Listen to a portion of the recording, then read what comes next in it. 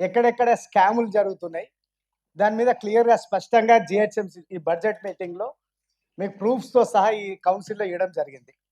20,00,00,000ది కాస్త 80,00,00,000 3 నెలల లోపల, అంటే ఆ మీటింగ్ అయిన 3 నెలల లోపల అప్పుడు ఇన్ఛార్జిగా ఉన్నటువంటి ప్రకాష్ రెడ్డి గారు నాకు ఒక వాట్సాప్ మెసేజ్ పెట్టారు. మసూర్ రెడ్డి గారు, మేము ఇలా బాగా తీవ్రంగా కష్టపడ్డాం, 80,00,00,000 3 నెలలు 80,00,00,000 కలెక్షన్ చేసినామని చెప్పారు. అంటే 20,00,00,000 ఎక్కడ బడ్జెట్‌ల, 80,00,00,000 ఎక్కడ, ఒక్కసారి మీరు ఆలోచన చేసుకోవాలి. ఎందుకంటే దాదాపు మనం నిజంగా వ్యవస్థలను నాశనం చేసే ఆలోచన ఉంటే ఈ కౌన్సిల్ అవసరం లేదు, మనందరం కూడా ఎవరు అవసరం లేదు. ఒకటి, మనం నిజంగా కట్టుదిట్టంగా ఈ అడ్వర్టైజ్మెంట్ డిపార్ట్మెంట్లో మనము పర్ఫెక్ట్గా చేసినట్టయితే జిహెచ్ఎంసీకి బడ్జెట్లో 1000 కోట్ల ఆదాయం చూపించవచ్చు. 1000 కోట్లు. ఎందుకు చెప్తున్నా అంటే, ఇప్పుడు ఒకటి 68 జీవో ఉన్నది 2020లో, దీన్ని మొత్తం నీరు గార్చారు. ఆ జీవో తెచ్చి ఏం చేశారంటే, దాదాపు అంతకుముందు ఈ జీవో రాకముందు జిహెచ్ఎంసీ లిమిట్స్లో 220 మంది కాంట్రాక్టర్లు ఉంటుండే, ఏజెన్సీలు ఉంటుండే, 2400 బోర్డులు ఉండే. అప్పటికి 100 డివిజన్లు, 100 డివిజన్లకు మాత్రమే. తర్వాత అంటే ఎక్స్టెన్షన్ చేయలే, 150 డివిజన్లకు ఇంకా ఎక్స్ట్రా బోర్డులు పర్మిషన్ ఇవ్వకపోవడం మూలంగా 2400 బోర్డులే ఉండే. 2400 బోర్డులు ఈ 68 జీవో 2020లో తెచ్చి ఈ 2400 బోర్డులను పక్కన పెట్టేశారు. ఎందుకు పెట్టారంటే, 68 జీవో తెచ్చిన కారణం ఏంటంటే, వర్షాకాలం వచ్చినప్పుడు, గాలి దుమారం వచ్చినప్పుడు ఏవైతే ఆ బోర్డులు పకడ్బందీగా పెట్టడం మూలంగా కొన్ని ప్రమాదాలు జరిగినాయి. ఆ ప్రమాదాల మూలంగా ఈ 68 జీవో తెచ్చి ఆ బోర్డులు అన్నిటిని వీకేసి 220 మంది కాంట్రాక్టర్లు అంటే కంపెనీలను పూర్తిగా మూసేయడం జరిగింది. సరే, సంతోషమే, ప్రజల ప్రాణాలు కాపాడాలని చెప్పి ఈ జీవో తెచ్చారు, అందరు హర్షించారు. దానికి మేము కూడా సపోర్ట్ చేసినాం. కానీ తర్వాత ఇదే జీవోను ఈ జీవో రాకముందు జిహెచ్ఎంసీకి 40 నుంచి 50 కోట్ల ఆదాయం వస్తుండే అప్పుడు. తర్వాత విశ్వజిత్ గారు వచ్చారు, ఇన్ఛార్జ్ వచ్చారు. ఇది వచ్చిన తర్వాతనే ఈ జీవో తేవడం జరిగింది. తర్వాత 1000 మంది ఈ జీవో తేవడం వల్ల రోడ్ల పడ్డారు. కానీ 68 జీవో అందరికీ వర్తించాలి, కొన్ని కంపెనీలకు మాత్రం వర్తించలే. అది ఏ కంపెనీ అంటే ప్రకాష్ ఆర్ట్స్, లీడ్ స్పేస్, ఇంకొకటి 2 కంపెనీలు నేను తర్వాత మీకు కంప్లైంట్ ఇచ్చినప్పుడు నేను చెప్తా. ఇవి బషీర్బాగ్ ఫ్లైఓవర్స్ ప్యానెల్స్, ఆర్కేపురంపై ఓవరాట్స్, పాదాచార్ల వంతెన పైన ఎల్ఈడి డిస్ప్లేస్ ఈ మధ్యలో పెట్టిరు. అది టైమ్స్ ఆఫ్ ఇండియా దగ్గర ఎల్ఈడి బోర్డులు పెట్టారు. ప్రకాష్ ఆర్ట్స్కి మాత్రం జీవో నెంబర్ 65 వర్తించదు వీళ్ళకి, ఈ లీడ్ స్పేస్కు, ప్రకాష్ ఆర్ట్స్కి. దీంతో పాటు మెట్రో వాళ్ళకు కూడా, అంటే మెట్రో బోర్డులు పడ్డా, కింద గాలి దుమారాలు వచ్చి మెట్రో బోర్డులు పడ్డా, లేకపోతే ప్రకాష్ ఆర్ట్స్ బోర్డులు పడ్డా ప్రజల ప్రాణాలు ఏం పోవు. మిగతా 220 మంది కాంట్రాక్టర్లు జిహెచ్ఎంసీకి వచ్చే ఆదాయాన్ని పక్కన పెట్టించి వాళ్ళ బోర్డులు పడితే మాత్రం ప్రజల ప్రాణాలు పోతాయని మీ యొక్క ఆలోచన. నేనేమంటున్నా అంటే, ఇక్కడ మెట్రో పిల్లర్స్ పైన, కాలమ్స్ పైన, మెట్రో వాల్స్, మెట్రో క్యారిడర్స్ పైన ప్రకటనల ద్వారా ఏజెన్సీలు 100 కోట్ల రూపాయలు సంపాదిస్తున్నాయి. నేను లాస్ట్ ఇయర్లో ఎట్లా సంపాదించారు, ఏం చేశారని చెప్పిన. మెట్రో అనేది గవర్నమెంట్ పాలసీ.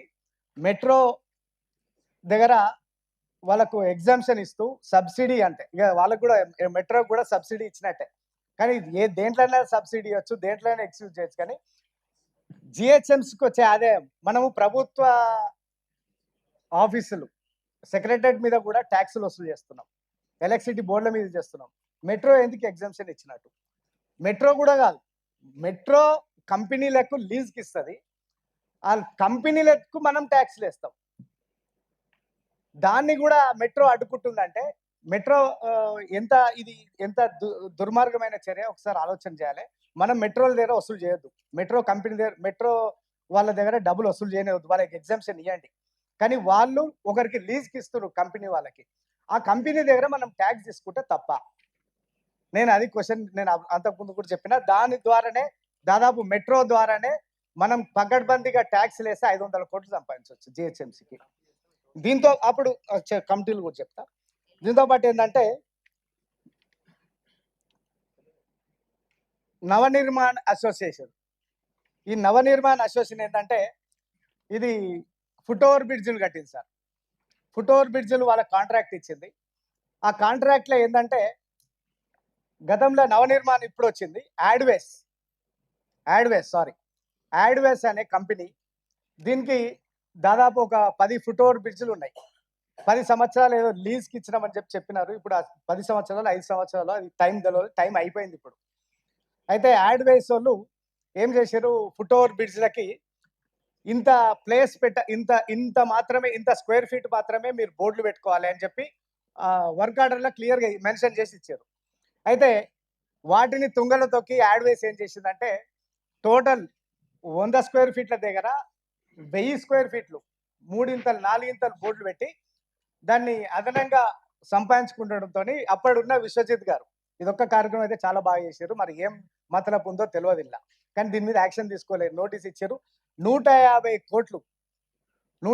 కోట్లు వీళ్ళకు పెనాల్టీ వేసి ఈ డబ్బులు జిహెచ్ఎంసీ కట్టాలని చెప్పి అప్పుడు విశ్వజిత్ గారు చెప్పడం జరిగింది.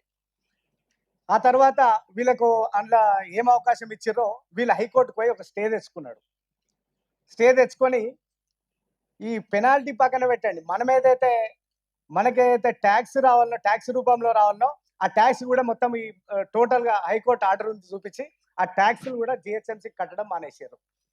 అయిపోయింది. ఆ వెంటనే హైకోర్టులో ఎప్పుడైతే స్టే తెచ్చుకుందో వెంటనే ఇదే ఈ యాడ్వేస్లో ఉన్న పార్ట్నర్ల పేర్లే ఈ నవనిర్మాణ్లో ఉన్నారు. సంస్థ పేరు చేంజ్ అయింది కానీ పార్ట్నర్లు సేమ్ ఉన్నారు, భాగస్వాములు సేమ్ ఉన్నారు. ఉన్న తర్వాత వీళ్లకు అదనంగా ఇప్పుడు మల్టీ లెవెల్ పార్కింగ్ ఇచ్చారు. కేబీఆర్ పార్క్ దగ్గర మల్టీ లెవెల్ పార్కింగ్ ఇచ్చారు. సేమ్ మరి ఇంట్లో ఎవరి ఉద్దేశం మరి ఎట్లున్నాయి తెలియదు, కానీ ఇటువంటి దొంగ కంపెనీలకు ఇట్లాంటి జిహెచ్ఎంసీలో మోసం చేసి ఆల్రెడీ ఒక కోర్టు కేసు నడుస్తున్న కంపెనీ పేరు మార్చంగానే అదే భాగస్వాములు ఉన్న నవనిర్మాణ్కు మళ్ళీ వెంటనే ఇప్పుడు ఈరోజు మల్టీ లెవెల్ కింద మీరు వాళ్ళకు ఇవ్వడం జరిగింది మల్టీ లెవెల్ పార్కింగ్. అందులో కూడా నిబంధనల విరుద్ధంగా ఈరోజు యూనిపోల్ అది మల్టీ లెవెల్ పార్కింగ్ ఏంటంటే కంప్లీట్ కావాలి మేడం. కంప్లీట్ అయిన తర్వాత దాని మీద మళ్ళీ సేమ్ మీరు ఇంత బోర్డులు పెట్టుకోవాలని చెప్పి మళ్ళీ అది క్లియర్గా మెన్షన్ చేసిండ్రు. కానీ ఆయన ఏం చేసిండు, మల్టీ లెవెల్ వర్క్ స్టార్ట్ చేసిండు పార్కింగ్ది. దానికంటే ముందు ఎల్ఈడి హోర్డింగ్లు పెట్టేసిండు. ఎల్ఈడి హోర్డింగ్లు పెట్టి ఆ హోర్డింగ్లు కూడా 68 జీవోకి విరుద్ధంగా ఉన్నాయి మేడం. 68 జీవో అంటే ఏంది, పైన వచ్చి పడితే జనాలు వస్తారు, అందుకోసమే జీవో తెచ్చారు. కానీ ఈ నవనిర్మాణ సంస్థకు ఎందుకు 68 జీవో వర్తించదు, వీళ్ళ బోర్డులు పడితే జనాలు చావరా? ఒకసారి ఆలోచన చేయాలి. వెంటనే మీరు యాక్షన్ తీసుకొని ఏదైతే మీరు మెట్రో ఇప్పుడు ఈ పార్కింగ్ గురించి మల్టీ లెవెల్ పార్కింగ్ గురించి ఇచ్చారో అది వెంటనే ఎంక్వైరీ చేసి ఈ ప్రాజెక్ట్ కంప్లీట్ చేయకుండా ఎట్లా నువ్వు అడ్వర్టైజ్మెంట్ పెట్టుకొని డబ్బులు సంపాదిస్తున్నావు, దీని మీద ఏందని చెప్పి వితౌట్ నోటీస్ మీరు యాక్షన్ తీసుకోవాలి. మీద లేదు అయిపోయింది దగ్గర మేడం ఇది మేడం ఫాస్ట్ చెప్తా. ఇక్కడ కూడా మేడం ఇదే కంపెనీ కూకట్పల్లిలో ఇండోర్ స్టేడియం కూడా లీజ్ తీసుకుంది మేడం. ఇదే కంపెనీ ఇలాంటి కంపెనీలు లేదా కొత్త ప్రాజెక్టులు ఇస్తున్నారని నేను డిమాండ్ చేస్తున్నా. దీంతో పాటు 68 జీవోలు వచ్చినాయి. కేబీఆర్ పార్క్ ఎల్ఈడి యూనిపోల్ తో పాటు ఎల్వి ప్రసాద్ ఇది. దీంతో పాటు జిహెచ్ఎంసీ పరిధిలోని గోపన్పల్లి గౌలిదొడ్డిలో కొత్తగా కట్టిన ఫ్లైఓవర్ ఆర్చ్లు కూడా ఇస్తున్నారు. జిహెచ్ఎంసీ పరిధిలోని గగన్ పహాడ్లో 2 యూనిపోల్ హోర్డింగ్లు ఇచ్చిండ్రు సార్. సేమ్ దీన్ని 68 జీవో కింద ఇవి పెట్టొద్దు కానీ ఇవన్నీ పెట్టారు. Traffic umbrellas sir, traffic umbrellas వీటి మీద జిహెచ్ఎంసీ టెండర్ పిలిచింది 624, కానీ ఇక్కడ 2800 చిల్లర ఉన్నాయి సార్. ఎంత అన్యాయం అంటే మేము ఈడ కౌన్సిల్లో మేము ఒక దిక్కు ఈ ఈ అడ్వర్టైజ్మెంట్ డిపార్ట్మెంట్ గురించి ఈ ట్రాఫిక్ అంబ్రెల్లా గురించి ఒక దిక్కు చెప్తుంటే కూడా అక్కడ బయట ఆల్రెడీ మళ్ళీ కొత్తవి వెలుస్తూనే ఉన్నాయి. రీసెంట్ గా 3 నెలల కింద కూడా మీరే టెండర్ విలువలే. 3 నెలల కింద కూడా ఈ ట్రాఫిక్ అంబ్రెల్లాలు వచ్చినాయి. అంటే ఇప్పుడు దాదాపు 3000 దాటి ఉంటది ట్రాఫిక్ అంబ్రెల్లాస్. అంటే ఈ విధంగా మీరు 600 టెండర్ పిలిస్తే 3000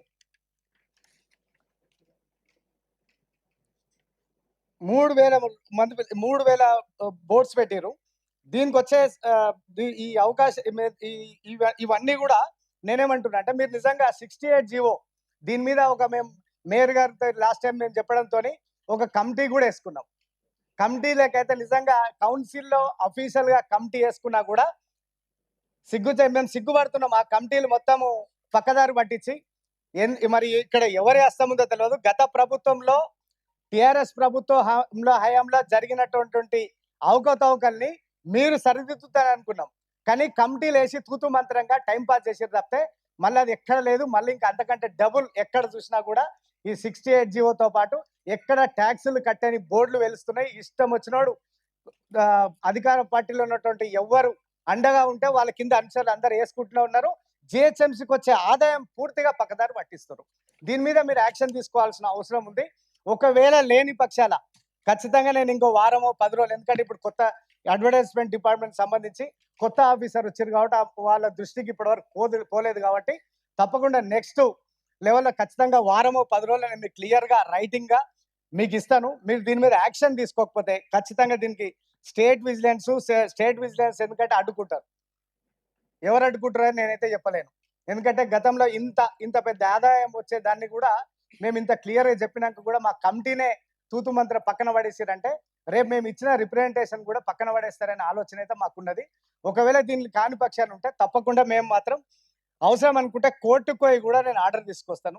అంతకాడికి ఒక కార్పొరేటర్ పోకుండా మీ స్థాయిలో ఈ కౌన్సిల్లో మీ స్థాయిలో మీరు నిర్ణయం తీసుకొని ఈ అడ్వర్టైజ్మెంట్ డిపార్ట్మెంట్లో జరుగుతున్న అవకతవకల్ని మీరు సరిదిద్దాలని చెప్పి డిమాండ్ చేస్తూ, ఒకటి సార్ లేదనుకుంటే 68 జీవోనే రద్దు చేయండి. రద్దు చేసి 220 మంది ఉన్నారు, ఇప్పుడు 500 మంది అవుతారు. ఉద్యోగాల కోసమే వస్తలేవని తెలంగాణ వచ్చింది. మరి కనీసం ఈ వీళ్ళ ఉద్యోగాలు ఓడగొట్టుకున్నాం మనం 2020లో. కానీ మరి ఇప్పుడైనా మీరు ఈ జీవోని రద్దు చేసి మళ్ళీ బోర్డులు పిలవండి. అప్పుడు 2400 100 డివిజన్లకు ఉంటే ఈరోజు 150 డివిజన్లు అంటే దాదాపు ఇప్పుడు ఎక్స్టెన్షన్ జిహెచ్ఎంసీ కింద చాలా ప్రాంతాలు కలుపుతున్నారు. దాదాపు 2400 బోర్డులు 10,000 బోర్డులు అయ్యే ఆస్కారం ఉన్నది. దీనివల్ల నేను 1000 కోట్లు అంటున్నా. ఈరోజు నిజంగా ఒక కమిటీ మా కమిటీకి నిజంగా చట్టబద్ధత కల్పిస్తే ఎట్లా ఆదాయం వస్తుందని కూడా మేము చూపిస్తాం. 1000 కోట్ల ఆదాయం, 1000 కోట్లు అయితే మినిమం తక్కువ 1000 కోట్ల ఆదాయం జిహెచ్ఎంసీకి వస్తుంది.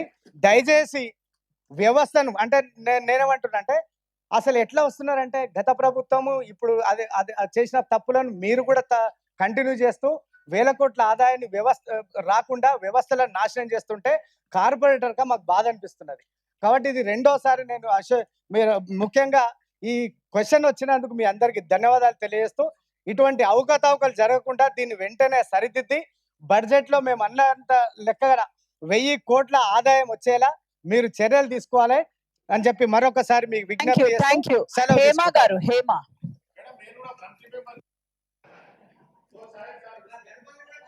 Good evening one and all. So question related bus stops restoration అండి. ఆల్మోస్ట్ 2 years అవుతుంది బస్ స్టాప్స్ మా డివిజన్ నుంచి తీసేయడం జరిగింది. దాన్ని రిపీటెడ్గా అడిగితే ఇప్పుడు ఈ క్వశ్చన్ వచ్చినందుకు రీసెంట్గా మాకు 10 days బ్యాక్ ఈ బస్ స్టాప్ వర్క్ కూడా స్టార్ట్ చేయడం జరిగింది.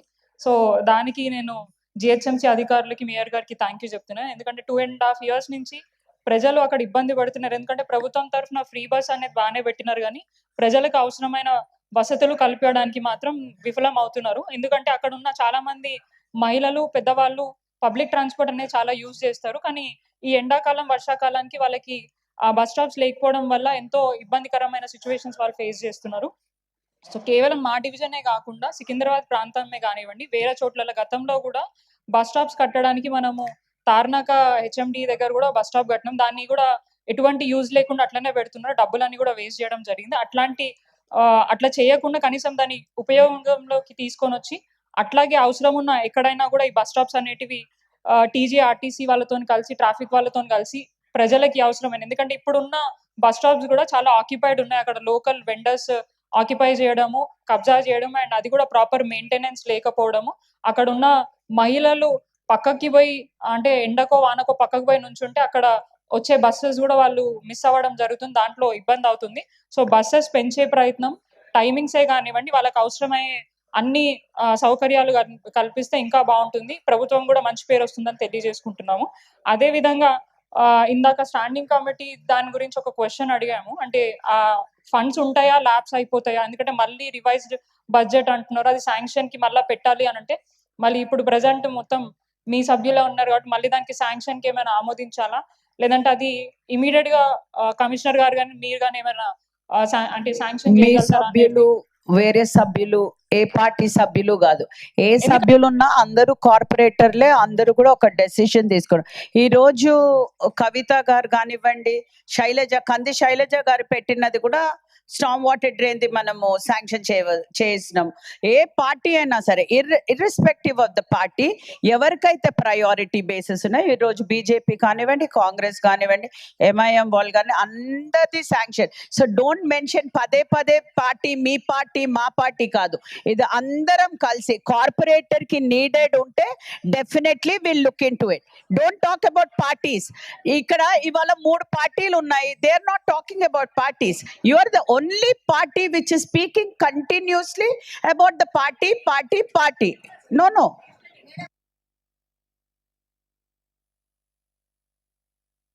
People cannot assume things. Work ఏమైతుంది, ఏ కార్పొరేటర్ చెప్పుకోరు. ఏదన్నా వచ్చి రిప్రజెంటేషన్ ఇచ్చినాక వాళ్ళది శాంక్షన్ అయ్యాక ఎవ్వరు కూడా చెప్పరు శాంక్షన్ అయింది అని చెప్పరు. But this is blame game. You should not be doing blame game because we irrespective of the parties, 150 corporators belong to one house. So remember that. And అదే ఇస్తున్నాను, కొంచెం కూర్చో, కొంచెం పేషెన్స్ మధుసూదన్ గారు.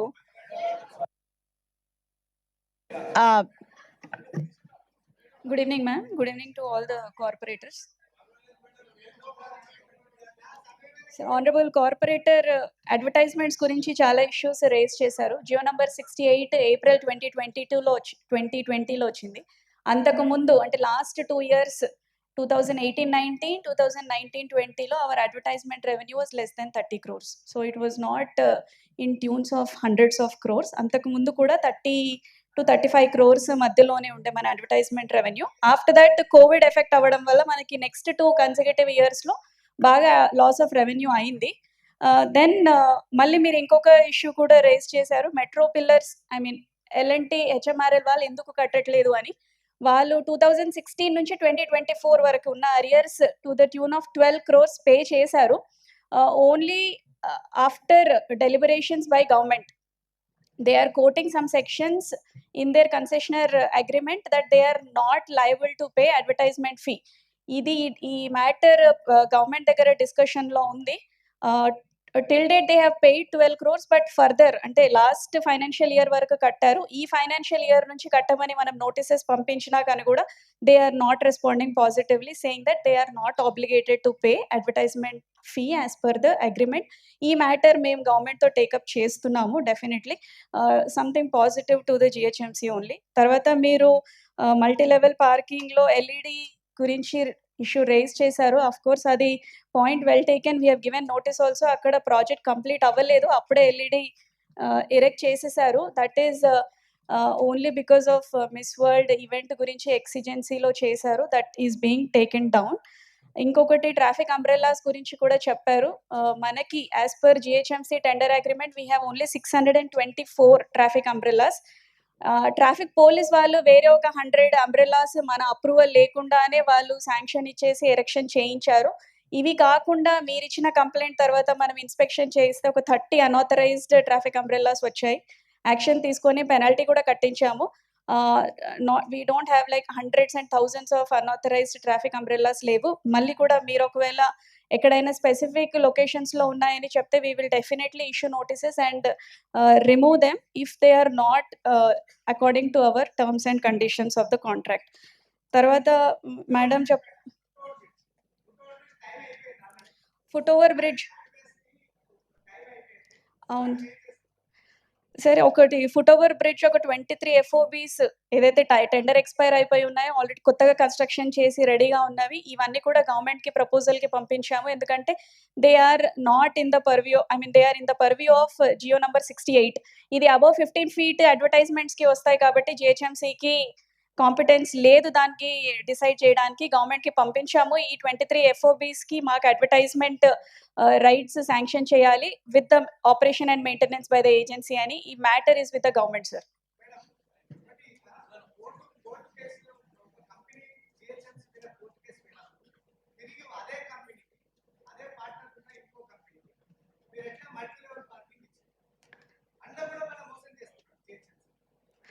దీని గురించి మీకు సపరేట్గా I will get into details and then I will give a reply.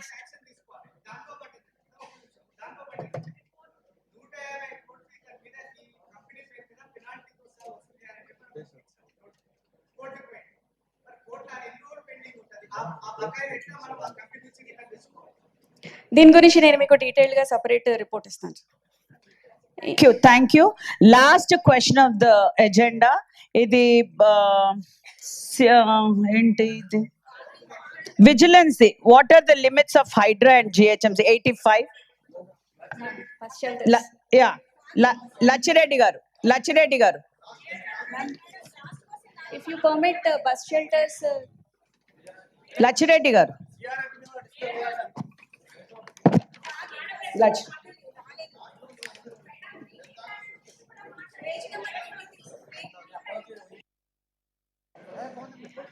అందరికీ నమస్తే.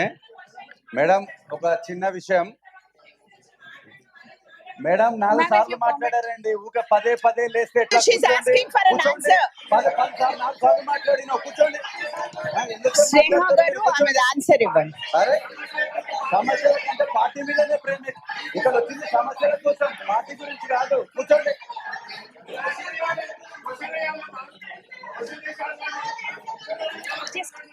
I will take only 1 minute. Narasimha Reddy గారు, హేమ గారు అడిగారు, అడ్వర్టైజింగ్ లో అడిగారు ఆ క్వశ్చన్ అడిగారు. Yes, she did ask. Please answer her Yes, question. No, please ఆగండి. No, you cannot be like that. మీరు 15 నిమిషాలు మాట్లాడినా మేము అందరం వింటూ ఉన్నాము. She spoke only for a minute. No, I will not agree. She spoke just for ఒక 1 minute మాట్లాడింది. 1 minute లో she asked for the clarification. No, కూర్చోండి. మీరు 15 నిమిషాలు మాట్లాడారు.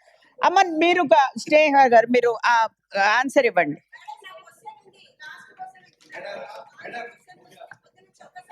Ma'am, I'll just take 1 minute, ma'am. GHMC పరిధిలో more than 1300 బస్ షెల్టర్స్ ఉన్నాయి. ఇవి BOT బేసిస్ లో మనం ఏజెన్సీస్ కి through tender only we allot.